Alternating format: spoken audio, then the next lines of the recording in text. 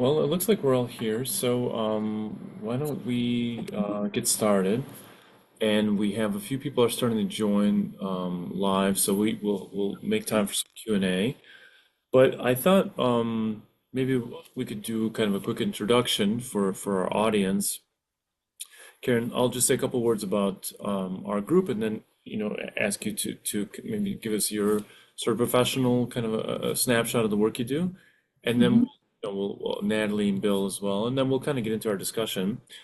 So this is our monthly podcast through Start My Wellness, where we try to get into topics that mental health topics that hopefully matter and can be of use to our community.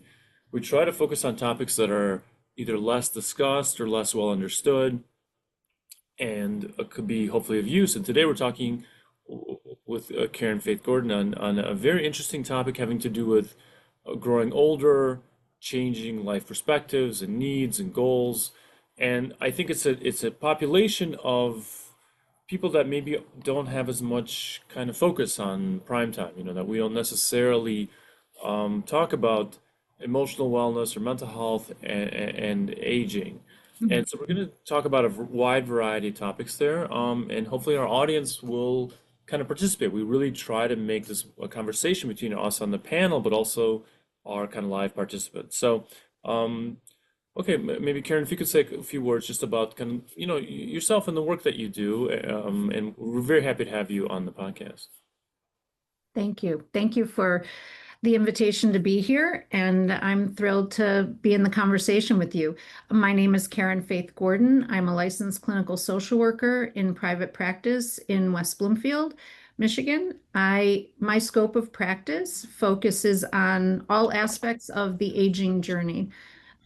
Everything that has to do with anything that fundamentally shifts the trajectory of someone's life, either expectedly or unexpectedly. So anything from retirement, where people's expectations may not be met around what life was going to look like post-retirement, to a diagnosis, to end of life, to what it looks and feels like to be in a changed role in relationship to someone we've always known a certain way.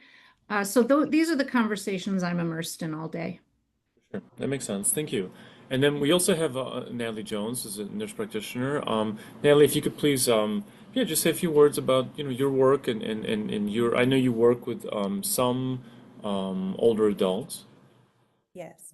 So I'm Dr. Natalie Jones Brown. I am dual certified as an adult gerontology nurse practitioner as well as a psychiatric nurse practitioner.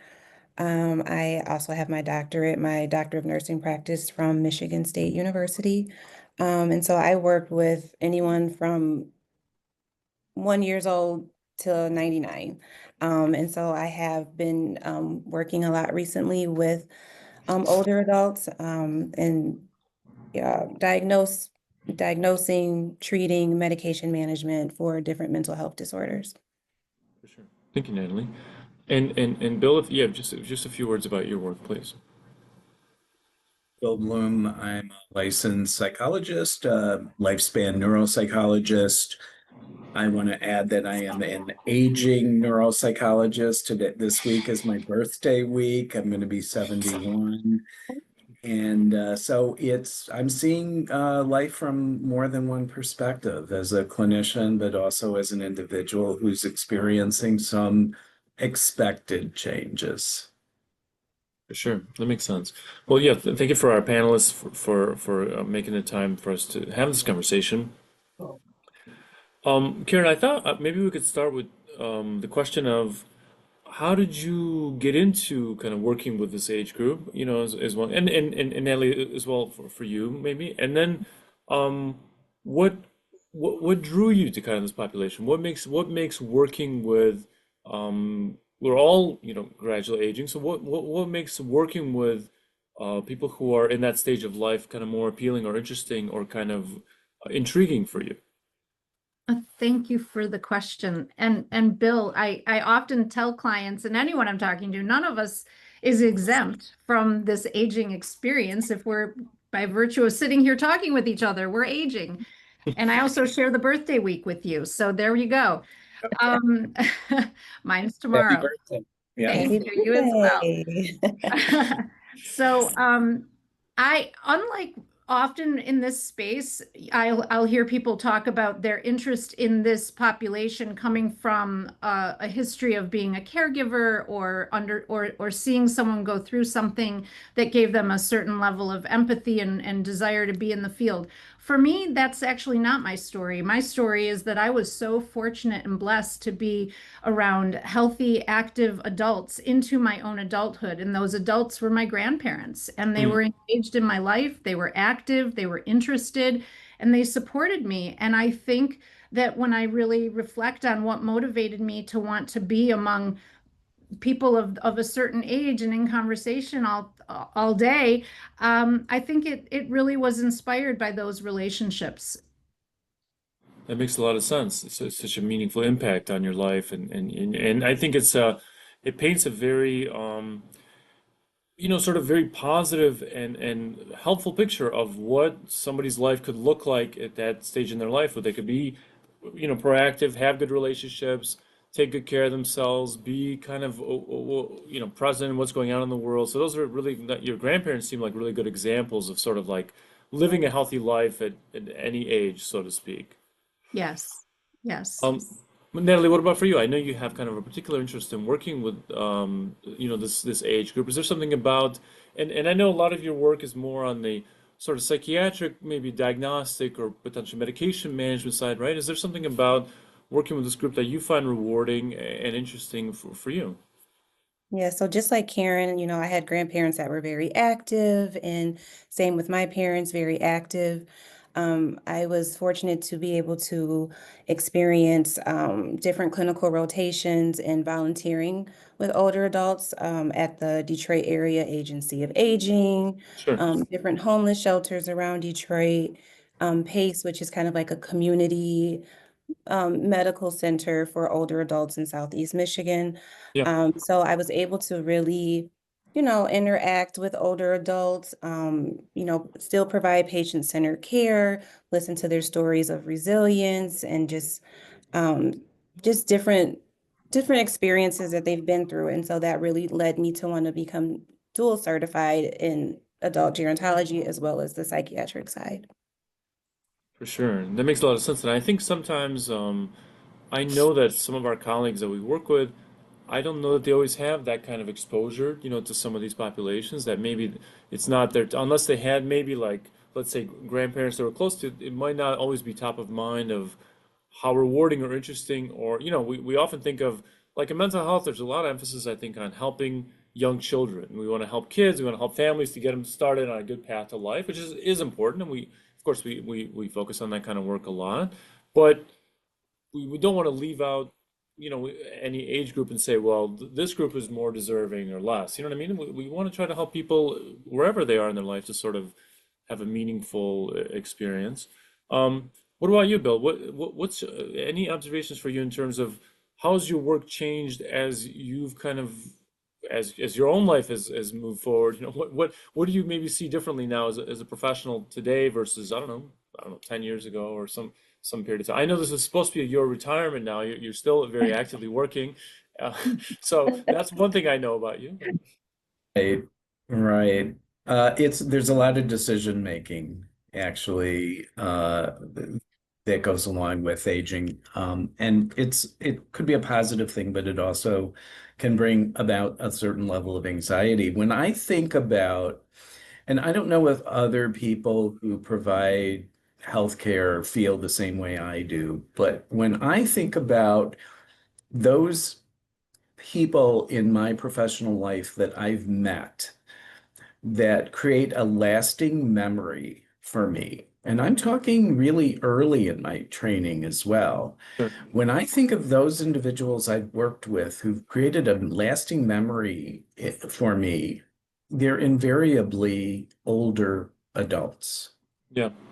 For whatever reason, they have some kind of impact that I think is not present when you're dealing with younger people. And maybe it has to do with a perspective that they've taken or an opportunity to learn from older people. I'm not sure what it is, but I remember that, and I think that that has kind of given me a little bit of optimism as I'm working with young people who have trouble, Mm. because I see the bigger perspective. I see the lifelong perspective of where the direction that their life can go. And I think that brings with it a certain level of optimism for people, even if they're struggling when they're younger.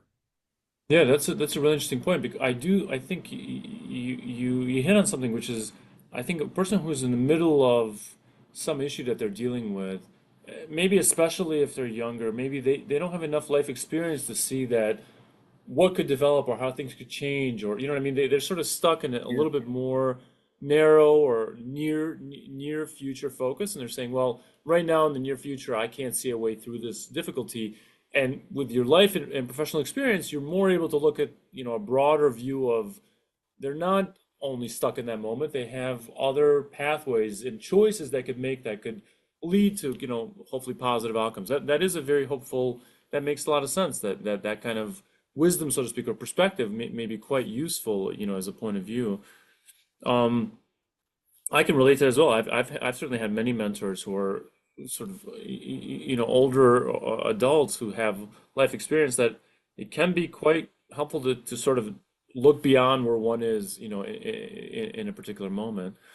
Um, well, speaking of challenges, I guess this sort of makes me think of one of the questions we were going to talk about is what are some of the difficulties people face or we all face as we age, as we experience life changes? What does that look like, Karen? I mean, maybe you could start us off of, on this topic of what are some of the emotional or physical challenges that people try to overcome and what do you find helps them? What is some of the work that you do and how does it transpire? How do these relationships develop and why do people seek help? Any thoughts about that? Mhm. And it's interesting. Yes, I'll answer that, Yeah, and also say that when I got my master's degree, the program at University of Michigan at that time offered, and they may still offer this, a specialist in aging certificate, and that was prominent importance to me. And I reflect on that 23-year-old me graduating with a master's degree and a certificate that said I was a specialist in aging. It kind of makes me chuckle right. because I wasn't what could I have known at that place on the mountain? Whereas now, 30 years later, I have been in these conversations and been in these settings where I've been immersed in the lives of people who from all different sects of humanity, So I've been able to really take a deep dive into what life looks like from all different perspectives. And that is, I think, what has positioned me to be able to sit here now and be in these conversations with a sense of competence and confidence. Um, with regard to the transitions that come up, I Yeah. was talking to a client this morning who said something to the effect, if I could just get all the stress to go away. And it had to do with the stress with caregiving and a spouse who's in decline based on some medical traumas that have occurred. And the reframe that I offer gently and with great respect, because everyone I'm in conversation with is coming from a very challenging place in their For sure. life, which is why they've sought therapy, is to um, invite them to consider what it's like to be with whatever is happening, yet use let's work on tools to mitigate the angst and agitation that's triggered by these events. It's lofty. It takes a lot of mental muscle flexing to reframe and create new narratives that enable us to be with situations that evoke emotions, yet we learn how to be less entangled in those emotions so that we can respond in ways that are more productive for everyone involved.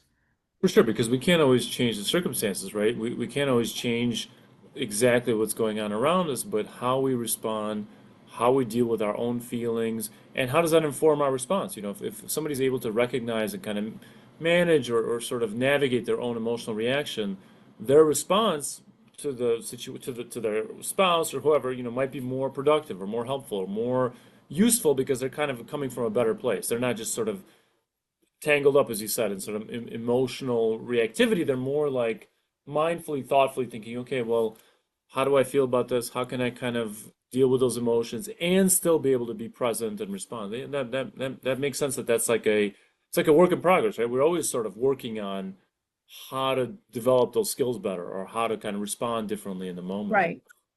And not to minimize the challenges of someone who's physically in decline. And For I sure. want to be sure that I don't sound insensitive to that, Sure. because if someone is coping with a diagnosis in which they're experiencing impairments that now are changing the way that they live their life and the way that they show up in the world, Right.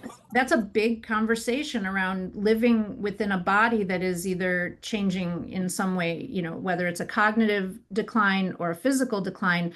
We are called to respond in ways that create our best outcomes, and that can be really challenging in the face of a diagnosis.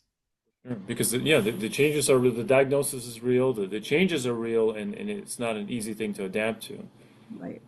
Natalie, and Bill, what about from your kind of vantage point? Is this things that you see, when you work with patients or in your life, kind of like, yeah, like a change, like whether it's a medical issue or some kind of physical change that the person experiences? How does that, what kind of work do you see in your practice, and how do you think about things like that? I think it's really important also to look at making sure that you're discussing maintaining dignity, independence, their quality of life, because those things, they do change as we get older. A lot of times, patients, are concerned with, what is my purpose now as I'm getting older and things Mm, really start to change, sure, or they feel almost invisible as they get older. Things are, sure. your family, maybe they don't come over as often, or you're dealing with a lot of grief, loss, as Karen mentioned, retirement. Like, what does life look like after I've put so much of my life into work and to my career? And now that I don't have that anymore as I retire, Yeah. those things really play a major, role in aging and transitioning. So I really, kind of focus on those things as I'm meeting with patients, and also, as Karen said, with caregivers. It's really important to really assess them as well to prevent caregiver burnout. Caregivers are at higher risk for developing mood disorders like depression and anxiety. A lot of times they, deal with chronic stress and guilt. So those are a lot of things that I assess when I'm working with older individuals and their families. Can you say maybe a couple of words about, Natalie, about what are some of the signs and symptoms? I think you make a really interesting point about the assessment, right, of the caregiver. Are there, and maybe sometimes one is kind of in the midst of being a caregiver, it might be hard to step back and notice things about oneself and notice, oh, I'm starting to feel anxious, depressed, overwhelmed. That might be because they're so focused potentially on their caregiving role, or there's so much to do. Um, are there things that kind of like cues or things that you notice as a professional in terms of, subtle things about them that you kind of pick up on? And maybe then you communicate or you say, wow, I can really tell you feel overwhelmed, right? You know what I mean? Can you give a sense of how, what you look for, what you pay attention to? So certain things such as maybe sleeping too much, or saying they feel really fatigued, or I they're see. not interested in doing things that they once used to do, but they would say maybe it's because, they can't walk as well, or their back hurts, and just little things like that. Sometimes increased appetite and weight gain. Um, Really sensitive to rejection, or I wasn't invited here like I used to be I invited see. to all of these functions and events, and I'm not invited anymore. So a lot of I see. times it's just in those conversations that we have, and I pick up on those cues of, okay, the fatigue, or the hypersomnia, the lack of interest in doing things, brain fog, those are the type of symptoms or concerns that I look Yeah. for when I'm assessing the patient. Sure, that makes sense because I think what you're also encouraging them to do is to kind of, in a way, pay attention to their body. Like, how are they functioning in the world? Not just Mhm. aches and pains, but kind of like physical sort of manifestations, and you're trying to articulate them. Like, oh, I could see you seem like you're more tired or you're more exhausted. To kind of being curious and kind of getting to know more of that. Um, Yeah. Bill, I would love to hear your thoughts on this too, but we have a question from the audience. If maybe we could jump. This is a we have so there's a for anybody who's in our live attendance, we have a live Q&A feature where it doesn't show your name or anything, but you could type in a question, and the panel would love to kind of take it up. So here's a question from the audience, and this is to all our panel. How do you deal with stubbornness in aging parents when it comes to their safety? My parents aren't always honest with my siblings and me about their health. Even with bad knees, they still insist on using the stairs all the time. We're worried, but not sure how to bring it up without causing tension. And I'm sure this is, I think, a very common kind of thing that we talk about as a society, right? So, what about from our panelists? Anybody, feel free to jump in. Like, what does our panel think about? Okay, here's a common situation where the parent, so somebody's parents are aging and they have some health challenges, but they don't necessarily bring them up. And the adult children don't want to, they want to be sensitive. They want to, as Natalie, as you were saying, they want to acknowledge the dignity and independence of the older adult but not overlook things that might be, a concern. Any thoughts about that? Hey, This is Karen, where maybe go ahead. Yeah. Yeah, this is where I invite families to come together in a space where we can be in conversation with me as a neutral third party Mm, to discuss these issues that are potentially usually quite sensitive, and people are concerned about activating heightened emotions around certain topics. And it is amazing and sometimes extraordinary to see what can happen as these conversations unfold when there is another voice in the room who mm. is not intimately involved or attached to any of the people or the relationships, because that pattern interrupt is where the breakthrough can happen, because we're creatures of habit and families are all in relationship and have histories with each other, and those patterns of dialogue become very embedded. And yes, I think it can be challenging, and inviting another professional into that conversation, whether it be me or a doctor or someone else, a trusted provider in their life, would be a really good place to start. Yeah, that's a really interesting point. I have found, I've been a therapist for like over 15 years now, and I have found that I used to kind of focus on working with kids and families. Now, as I have somewhat more work experience, I find myself working with adult children, like adult family therapy, almost as often, so to speak, as like child family therapy, right? So I do think, not that it doesn't have to be therapy or necessarily a long-term kind of treatment, but Karen, I really resonate with what you said. That kind of conversation with maybe another person. So it doesn't mean that they have to involve a therapist, but that can be one way of finding a new way to have that dialogue, a more nuanced, different way of kind of asking questions that could elicit useful information and shifts that hopefully could be productive and meaningful. What about Bill or Natalie? Any thoughts about that kind of, these kind of situations? As a neuropsychologist, I'm fairly frequently, not so much anymore, but have been in the position of doing neuropsychological evaluations of older adults and finding areas of concern that the family is suspicious of, but wanted some kind of confirmation or disconfirmation of those. So I've been in a situation many times where we identify areas of cognitive decline in a particular person who really may not necessarily have insight into their areas of difficulty. And the families, just as Karen said, the families are left in a very emotionally sensitive position about how to deal with this new information. And the idea of having a neutral third party who is also very experienced, right? It's Yeah, not just anybody, for sure. provide that kind of environment where a heartfelt discussion can take place and really be productive is really so important. I could see that in my own work. And do you find that with that kind of more diagnostic clarity, are the older adults potentially more receptive, or at least you have something to go off of? Maybe you can kind of give another It can go validation. either way. Yeah. It can go either way. Not necessarily. Some individuals dig their heels in more, others are more accepting. It really depends on the individual. Sure. For sure. Natalie, what about you? I know you also, of course, work with this group. What do you Yeah. see in terms of? Yeah. Yep, I agree with Karen and Dr. Bloom. Conversations like this are very difficult to have, and it's best to have a third party with experience.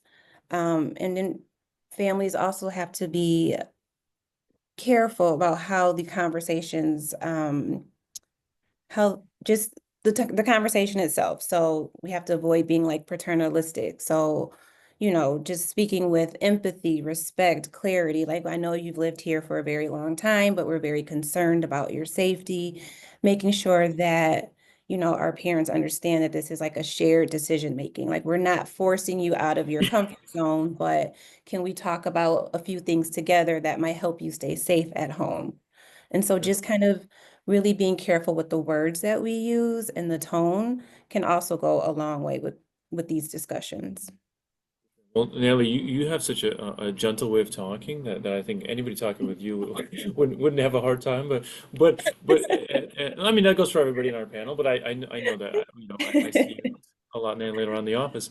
I do find in my own work I think this not only with older adults but in general having conversations, bringing up difficult topics is such a big part of mental health therapy, psychiatric. Right? We were always sort of as people learning how do we have kind of conversations that need to be to the point or direct but are constructive, problem solving, collaboration, right? Those are things that I think we're always kind of working how to do better and how to learn how to, and it depends on who the person is, who's the one who's hearing the information. So it's a very interesting kind of area of a lot, could be a lot of personal growth in terms of learning how to do that.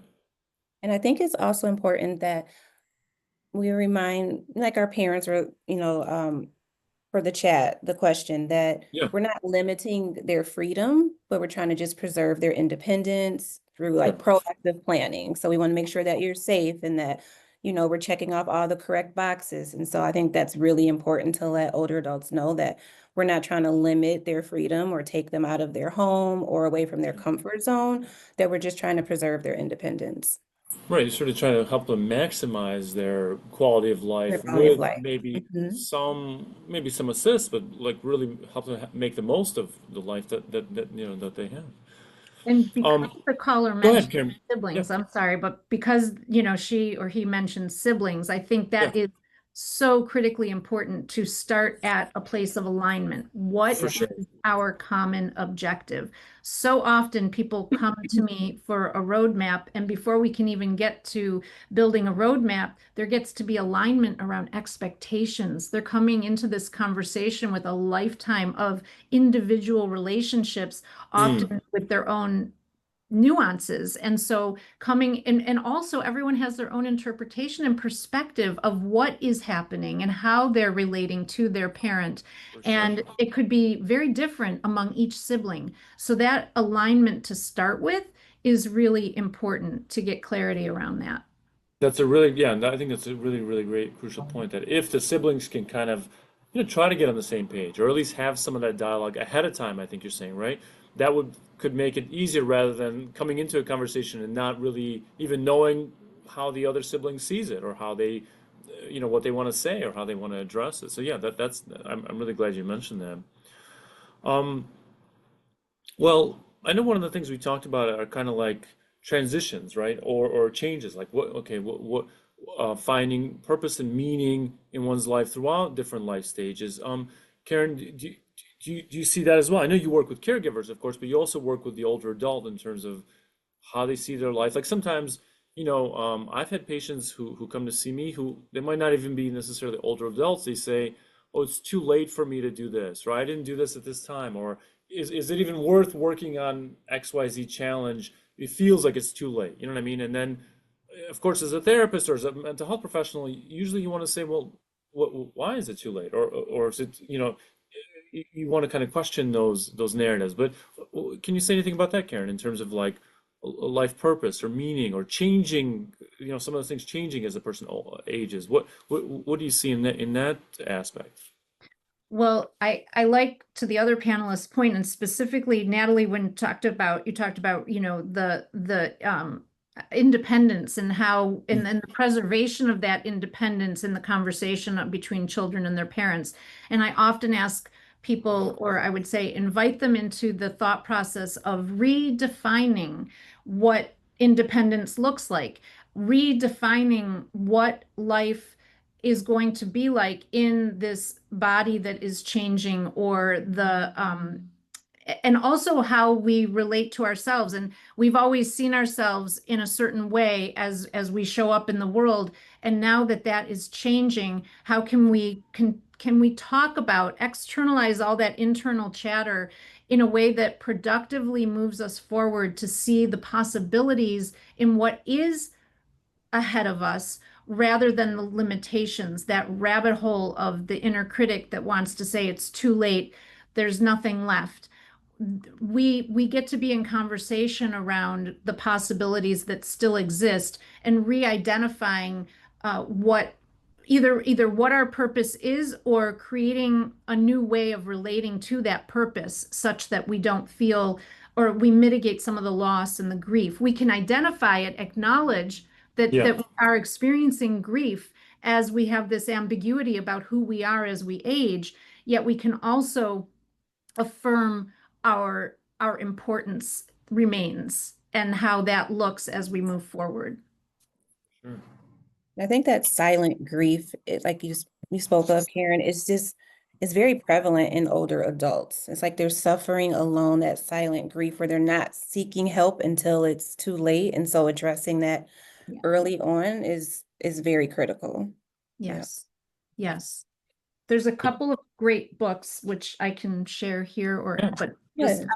one book that I reference a lot is you'll see I reference it a lot. It's called Still Here by Ram Dass. It's a beautifully written book that really helps it's very it gives so many guideposts along the way of redefining who we are as we age. And this one I haven't taken a deep dive in. However, I've looked, it's the inner work of age, shifting from role to soul. That's another one. These are a couple that I reference along with the 36-hour day when I'm talking to caregivers that really support the conversations, and really more than anything affirm for people that they are not alone. Because to Yeah. your point, Natalie, so many are isolated, and whether they're isolated or not, any one of us going through a challenge typically tends to feel like no one else could ever understand what we're going through. And the affirmation that comes from these conversations is very powerful.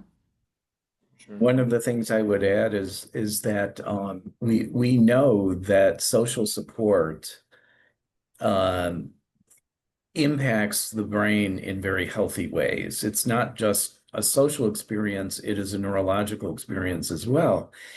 And the extent to which people, as they age, maintain those social connections is extremely important.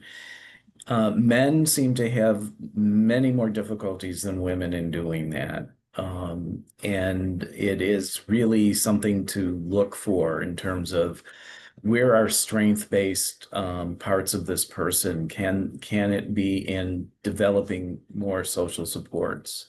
Yes. So really important. And I should say, the brain has a laughter circuit as well. Can the person maintain a sense of humor? I mean, that is a real strength as well. So those are the kinds of things to look for and maybe build upon if those are things that seem to be lost.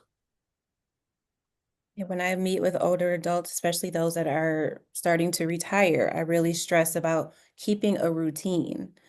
Because if, like Yeah. I said, if you put everything into your career and now you don't have to maybe wake up at 9 a.m. and you don't have, to go into work. And so then you're kind of just at home, and then you start isolating, and then those strong social connections start to kind of disappear. And then you start to lose your sense of purpose. And then, why am I Yeah. still here? What do I have left to, look forward to? And so I really assess those protective factors that they have every single visit. So again, those social connections and are very important. Right, and that makes sense, I think, Natalie, that it's also kind of like a very intentional practice, right? It's like being more aware of, okay, these were my routines before and they worked in such a way. Now they're at a different stage of life. they have to, Mhm. it's kind of like an awareness of, okay, what can I do or how can I adapt my day-to-day activities or interactions to maintain those kind of social contacts, take Mhm. care of, one's physical and emotional health. So that makes sense. It's sort of like a mindfulness, but then using those observations to maybe change what people do or how they kind of function in the world, right? So that makes a lot Yeah. of sense. A lot of times when I see patients in therapy, many times they come into therapy sort of with the idea that therapy will solve their issues versus that therapy is like a pathway. It's a vehicle, if you will, through which they could learn more things about themselves, and then they need to practice them in the real, in the world outside of the consulting room. We want them to, of course, we want them to connect with the mental health professional, to understand, to work on symptoms, to feel heard, maybe to get some kind of medication potentially, if that's what they need. But to then be proactive in terms of applying those ideas, I think that's the hardest, in my view, the hardest part of mental health is that it's an active process, being able to take care of one's emotions and physical health is you have to kind of be, to whatever degree one's able to, have to kind of be an agent for activity and apply those ideas, which is not, I think is not always easy. It could be a challenge. It's not always easy to do, or finding avenues to do that. It's not always easy to do that. Um, okay, well, I know that other comments from our panel. I know that one of the other areas we wanted to talk about were kind of caregivers. We touched on this a little bit in terms of would a caregiver respond, to a parent who's aging and there may be some limitations physically. Other experiences around caregivers, like uh, maybe we can start with you, Karen. What do you see are some of the challenges that caregivers could face, or what does it look like? When do people seek you out, or what issues do you see coming up, for somebody who's caring for an older adult? Well, some of the terms that have been named here by Dr. Bloom and by Natalie, there's by the time people are calling me, they're likely already recognizing the burnout that they're experiencing, Mm, the fatigue, it was decision fatigue, compassion fatigue, caregiver burnout. These and in the name of self-preservation, there is so much to be explored in how to even give how to offer the caregiver insight into even micro doses of self-care. You yeah, know, people can be off-put by, the kinds of messages we get in the media, take a bubble bath, have a self-care day.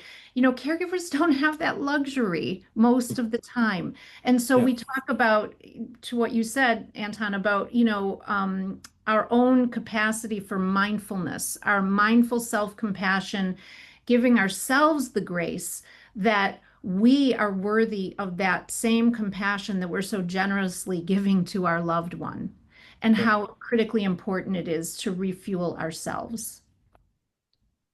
For sure, right? I often think that, sort of self-criticism or self-compassion is such a big part of mental health. We're often, many times, patients from all walks of life are kind of trying to be more, learn sometimes how to be more compassionate, how to value their own feelings, their own needs, and how to be kind of better stewards of themselves and those around them.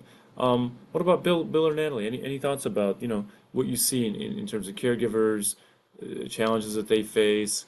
How we Mhm. try to help them and what kind of assistance we can give.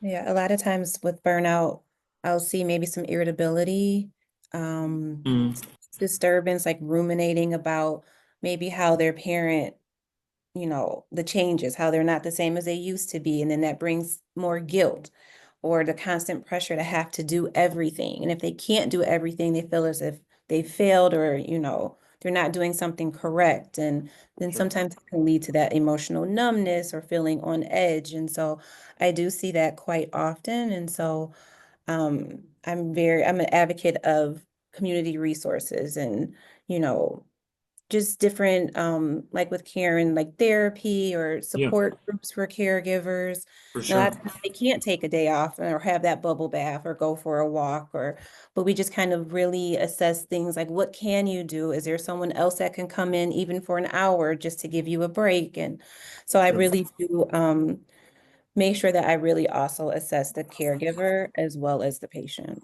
But And I really appreciate, Natalie, one thing I think you're saying is sometimes the person may be expressing their difficulties, but kind of indirectly. Irritability is a way to say something's bothering me, but it might not be the clearest message, because being irritable yeah, is not the same thing as saying, oh, I'm irritable because I right, feel overextended. And if I could recognize that I feel overextended, then maybe I could try to leverage, a community resource or a friend or a neighbor hmm for some hmm degree of relief. It might not be, 36 hours of relief, but it might be something right, where if I could right, recognize I'm irritable, it's like I think a lot of times as clinicians, we ask the question of why. We say, oh, you seem really irritable. I wonder, in a gentle, in a curious way, I wonder why, or I wonder what led to yeah, that. And then they yeah, say, oh, well, it's because I have to always do everything and it's so hard and I never get a break.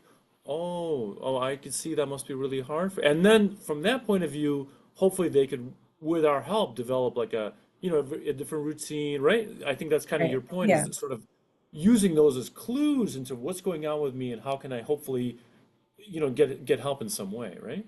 Right, because yeah, they're not saying, yes, I'm irritable, but when I'm looking at the interaction and there may be a little bit more short with their parent or a little bit more mood reactivity, and that's when I kind of pick up on those cues. And I call it, even I'm experiencing it, parenting the parents, right? Like Hmm. nobody has really prepared me to take care of my parents right now. And so I see it in myself sometimes, like that irritability or feeling Yeah. overwhelmed or on edge. And so I agree, therapy, it makes a huge difference for caregivers and just And some support. yes, to Right. all of that. And another huge contribution to the irritability and agitation is the uncertainty. Mm. Clients come Yeah, to me and say, well, so and so has this, so I know that's what's next. And what am I going to do when that happens to me or to my parent? yeah, And the fact is, we don't know that that's going to happen. And especially in the primary diagnoses that I see are dementia and Parkinson's, the only thing that's certain is the uncertain path ahead. We know that there's going to be decline. How Yeah, it manifests is going to look different for each person. And that's a pain point for people. That's sure. vulnerable to, we live self-determined lives. We spend our adulthoods, earning our autonomy. Right, And now it's being affected by things out of our control. for So sure. both for the patient and the caregiver, this contributes greatly to that agitation and irritability. Yeah, that's a great point. Bill, any observations for you? I know that I often hear you talk about kind of your work as a lifespan neuropsychologist. A lot of times you're doing evaluations for, kids or younger people, or maybe helping them to obtain a diagnosis so they can understand, oh, I'm struggling in school because of ADHD or neuroatypical, development or something, right? But what do you see? In terms of older adults, whether it's caregivers or, what are some of your kind of observations? You know, as a neuropsychologist, I see more people with acute changes in their status rather than Mm, gradual long-term changes. It's just the nature of the work that I do. And so you have older people who are actually faced with, and spouses or partners who are faced with sudden changes in cognitive status or yep. sudden changes in health status.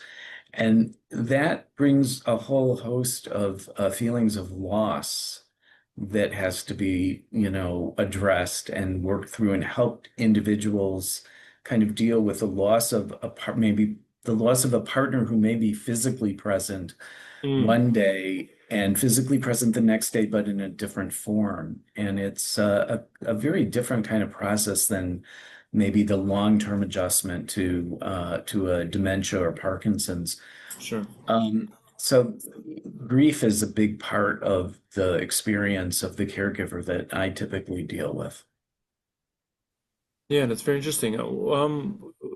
Karen or Natalie, or maybe both of you, yeah, I think we kind of touched on this topic a bit earlier about grief or grieving or mourning sort of changes, right?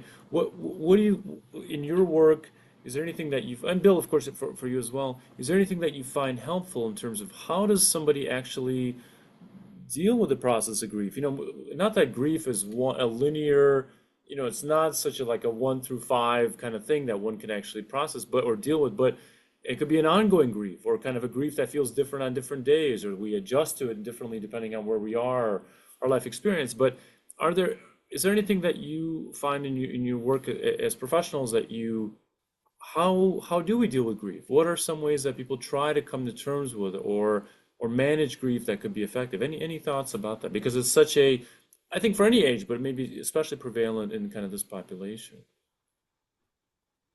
I know it's not an easy question, so I don't ask it as a, I know it's not an easy, quick answer, but I'm just curious what you see or kind of what your experiences have been. Well, I think you named it perfectly when you said it's not linear. Mm, And I think that sometimes being a starting point in the conversation, I know with my clients, they kind of look, it's a wake up in a little bit of a way because we live again in a society that's so formulaic. Oh, people come in thinking, well, I thought I was through this stage of my grief, right, but now I'm here. What's wrong with me? right, Oh my goodness, nothing. Actually, what you're describing is the human condition, right? We're not linear beings, and these right. emotions are going to ebb and flow. And that naming and affirmation can be hugely productive in even moving the needle in the conversation for the person to start to address the grief and all the layers beneath it. For sure. No, I can really resonate with that. That sort of articulation of, first of all, maybe accepting or being more open, being more accepting of one's experience and not so critical. And also just articulating like, well, yeah, maybe I'm still struggling with this grief because this person was really important to me, or this change was such a big deal, or so sudden, or it affects my life so much, or I'm not sure how to deal or how to continue, or how to enjoy my life now that things have changed. There's so many questions that one might be wondering about. And Natalie, And looked the like you were gonna ambiguity go. of that loss. I'm sorry, Ambiguity. I don't mean to Sure, sure. interrupt, No, but no. Bill also mentioned it, that people come to me and are surprised that grief can be applied to someone Mm, who's still here with us. yeah, And Mhm. absolutely, yes, there's all sorts of ambiguous loss. Even when we talk about retirement or any major life transition, a loss of purpose. But really, more importantly, or as importantly, when we're in relationship with someone who is changing in ways that are unrecognizable to us, then the feelings that come up, the emotions that come up are powerful and often suppressed by the caregiver within the relationship because they either A, don't know how to deal with it or don't want to upset the other person, or just don't even know that it's okay to mourn someone who is still here when they're really not the person that you always knew them to be. And that's a real thing. Oh, yeah. Hmm. Natalie, I look like would you were. just, I Go would ahead. add just Go. one, I would add one thought that I had as you were talking, Karen, is that it's also maybe important to take an intergenerational perspective in terms of how that perception of grief and loss has been dealt with from generation to generation within families, because there's usually patterns that you can detect. Yes. Yes, that is an excellent point, Dr. Bloom. Absolutely. Because it carries over, because it's For like, well, sure. this is how we dealt with it. And even that just relates even to mental health. This is how my Yes, family generationally has dealt with it. We don't talk yes, about it. We kind of just yes, move on. And Right. so I think actively talking about grief, giving them an open space and just being an active listener, it helps. yeah, But yeah, yeah, yeah, how the generational, yeah. yes, Can't even talk enough about that for mental right, health as well. So yeah, right, yeah. Right, because so right, many of those things are kind of learned. We learn them not Yeah. only through dialogue, but through observation, through kind of what we see in Mhm. our own families and our communities. So a lot of those things are kind of learned Learning patterns or sort of being in behavior. the world, right? Yeah. Um, I know we only have a few minutes here, so I Mm. want to just a couple more comments. One, if there are other questions from our attendees, please feel free to put them in. We have a Q&A kind of function in the Zoom, so please feel free to add your questions if you have something you'd like the panelists to comment on. Um, one thing that stood out to me, Bill, from something you said earlier was, and I'm sure our other panelists have seen this as well. What is there anything we could say about the benefits of aging? You know, we're talking about some of the challenges of aging, but I think, Bill, you kind of alluded to maybe a shifting perspective or something that one could see from a different vantage point that maybe wasn't as visible at an earlier time in their life. What do we see as kind of the strengths of, a person who's older, who has more life experience? Do our panelists, do you see that as well? Kind of think maybe resilience or learned skills or a network of potential, some contexts that they've had, friends maybe they've had, or things that they found meaning in. Anything you see in terms of that? Like, what are some of is there anything that enriches the life of an older person that is also kind of valuable and we want to think about? Not only see them, of course, we're not saying this, but not only see an older person as needing help or support or assistance, but also people who have more to contribute to our society that maybe we underutilize or don't learn enough from some of the things that they know based on many, many life experiences, professional and otherwise. Anything like that? I think you just mentioned it. The resilience, adaptability, that wisdom, the strong coping mechanisms that they've, developed over the years, those intergenerational connections, I think those are all strengths of an older adult. That sense of For sure. purpose, continuing that sense of purpose, even after retirement or, grief, multiple losses, um, emotional maturity. Definitely. For sure. And in what to the point of intergenerational, someone once said to me early in my career that when an older person dies, it's like burning down a library. And that Mm. has always stayed with me. And when I have found myself in a place where I could use that phrase, I think it's a really powerful reminder to younger people or to all of us that we have accumulated wisdom over the Yeah, years, whether we read it in a book or learned it through our life, we experienced it. And sure. that is a privilege of growing older, For in sure. my opinion. For sure. No, that's a great point. Um, there's a question here from the audience, which I think is really interesting. So the person says, have any of the panelists found a benefit to clients or people in their lives through group programming? As in, are caregivers or aging adults open to something group? So basically, the question is about are there groups that either for caregivers or older adults that people find useful, and what is it about them that's, what could be useful about them? Is it the camaraderie? Is it sharing kind of experiences? I think that, sometimes I hear this about parents will say they have kids of a similar age and they become friends with other parents, right, who have kids the same age. Well, because they're shared experiences. Or like right now, I have a new dog, so I'm trying to meet all kinds of other dog owners who have a puppy that wakes up at 4 a.m. And I say, yes, that happened to me too, just last night. So there's a sense of camaraderie there, not as serious, maybe a little bit more lighthearted. But what about our group? Any comments about yeah, group experiences and how to find them maybe? Because that probably is not. I know, Natalie, you mentioned community resources, but I think maybe we don't focus enough on what's actually available, and where could somebody kind of dig into this information of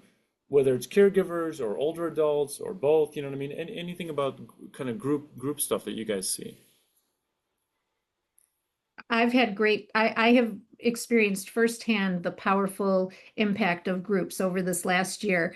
I've run men's groups, women's groups, caregiver groups, and grief groups from my office, Mm, and they have all been so well received. And I would agree with you. Yes, there's the camaraderie and also so much of the learning from each other. I often say to the group members, first of all, it takes courage to show up for the conversation. sure. These can be moments of feeling perceived vulnerability. And so you've had courage to show up in the group, and now these shared experiences affirm our own experience. And mostly what I see is surprise in Mm, people's faces as they light up to the fact once again that they're not alone, that someone else, and the conversations carry over outside of the group. And that gives me such pleasure because I feel so gratified that these connections can be made. And how can they be made? because someone plugged themselves into community of some sort, and that is truly oxygen for their soul. For sure. For sure. No, that makes a lot of sense. What about Bill or Natalie? Any thoughts about kind of group or group experiences, anything like that? I'm just glad to know that I now have a place where I can refer people who would benefit from a group Yeah, experience because For I absolutely. sure. like the caller didn't really know of what was out there. So For now I sure. do. That's a great point. No, yeah, same. I relate to that, Karen. I'm glad you mentioned that as well because we often, I think a lot of times, people say, oh, like, in a thoughtful way, we say, oh, what about some kind of support groups, right? But how to find them or where to find them is not always easy. Mhm. There's a quick follow-up here. Natalie, I want to welcome your thoughts too. I just want to do a quick follow-up here of the two point question. The original person who asked the question said, um, can we share the resources with the group? In other words, we'll send a follow-up email after the with the recording, and we'll mention, Karen, you mentioned a couple books, so we'll put those in the recording, and also the services you offer in terms of some of the group programming. We'll include that as well. Natalie or Bill, if you want to include things, I'm happy to add your information in there also. So that's, I think, really useful. One additional question, we have a couple minutes here. It's more of a comment that the person said sometimes recreational activities or socialization don't provide transportation, right? And so, of course, that we know I mean, it could be limiting for anybody, but if somebody doesn't drive, maybe, or maybe they're not in a situation where they can get to the activity. Now, of course, we have, Karen, I'm imagining some of these groups maybe you do online or other people do as well, right? So, any comments about transportation or kind of access? You know what I mean? Any comments from our panel on that? I know for medical appointments, Medicare and Medicaid offer transportation to your Yeah, appointments. And for yeah. some of the support groups, depending on where you live, so like Oakland County, I Hmm, think they have like Visiting Angels, which is a name of a group that provides transportation to support groups, sure. Comfort Keepers. So there are, Some there is resources out there. reliable transportation and resources, but For it sure. is sometimes difficult to find. Definitely, definitely. And I think sometimes we try to create the programming if we're able. Like I know, Karen, you used to do like more like in-home or like sort of visits, right? I know right now you work from your office, but I know sometimes we try to kind of do the programming where the group exists when possible. It's not always possible. We try to do that.